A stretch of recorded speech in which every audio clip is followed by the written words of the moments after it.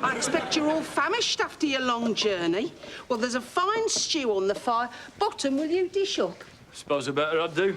Whoever it was who coined the phrase, a change is as good as a rest, obviously wasn't a servant. That was me, wasn't it? Yes, I think that's definitely one of mine.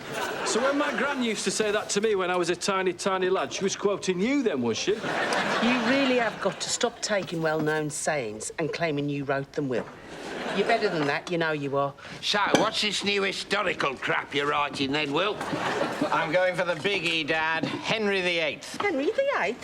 I can't imagine anyone wanting to watch dramas about him or any of the Tudors. That devil destroyed the one true faith. Mum, we do not call Catholicism the one true faith. It was the one true faith under the last queen.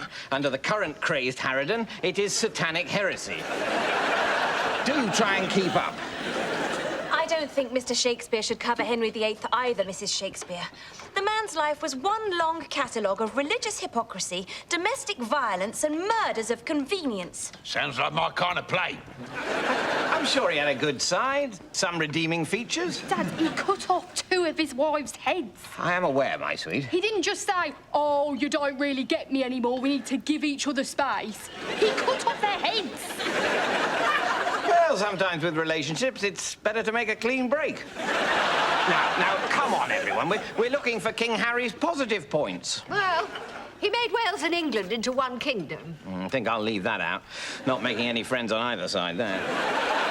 Although, of course, the Union did make sound economic sense, promoting growth by breaking down trade barriers and allowing for free movements of goods, services and labour. Yes, Kate, but if there's one thing we know about the British, be we Welsh, Scottish, or pardon me for living English, it's that when it comes to a choice between sound economic sense and bloody-minded petty nationalism, then the world can get Stufflington because we want our countries back, no matter how small, cold, wet, or utterly impoverished they may be.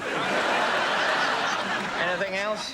He wrote Green Sleeves. He did not write Green Sleeves. That is a common misconception which no doubt will be corrected with time. He was a great scholar for all his boorish, violent ways. He wrote Assertio Septem Sacramentorum, a staunch defence of Catholicism, for which Pope Leo X gave him the title Defender of the Faith. This would be the faith that a week later he started burning people for believing it. The one true one. No, Mum. Satanic heresy. You've got to try and get your head round that. Anything else? Well, plenty, but none of it very nice. He passed the succession law, which declared his own daughters illegitimate. Yes, not a good look. One thing calling your kids a couple of little bastables, we all do that. But it's another to make it an act of parliament. This is going to be tougher than I thought. I'm telling you, Mr. Shakespeare, do Henry V, the hero of Agincourt. And I'm telling you, Kate, he was a self-righteous bore. If I wrote a play about him, I'd have to come up with some other really memorable character to draw focus.